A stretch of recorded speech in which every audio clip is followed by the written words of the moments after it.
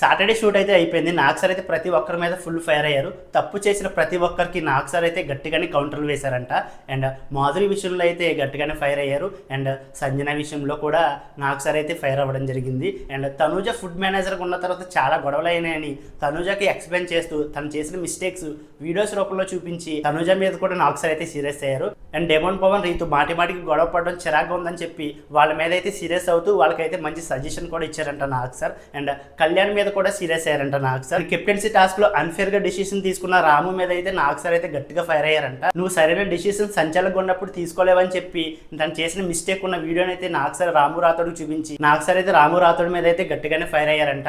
And Divya captain అయినందుకు దివ్యని అయితే appreciate చేశారు. అండ్ డెమోన్ పవన్ ఈ వారం చాలా చక్కగా ఆడినందుకు డెమోన్ పవన్ కూడా అప్రిషియేట్ చేశారు. మళ్ళీ బర్నీ గారు హౌస్ లోకి వచ్చి తన గాయాలైనా సరే గేమ్ బాగా ఆడినందుకు బర్నీ గారిని కూడా అప్రిషియేట్ చేశారంట. అండ్ శ్రీజ ఎలిమినేట్ అయిపోయింది కదా, శ్రీజ ఏవిని కూడా ప్రిపేర్ చేయలేదంటే బిగ్ బాస్ టీం వాళ్ళు. అండ్ సాటర్డే షూట్ లో అయితే శ్రీజ అయితే నాగ్ సార్ దగ్గరికి స్టేజ్ మీద అయితే రాలేదు.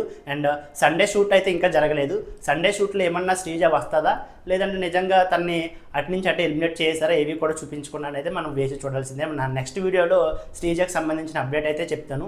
సండే షూట్ అయితే ఇంకా అవ్వలేదు. సండే షూట్ అయిన తర్వాత శ్రీజని స్టేజ్ మీద పిలిచి తను ఏవినన్నా చూపించారా లేదా అనేది నేను నెక్స్ట్ అప్డేట్లో అయితే చెప్తాను. అండ్ సాటర్డే షూట్ అయితే అయిపోయింది.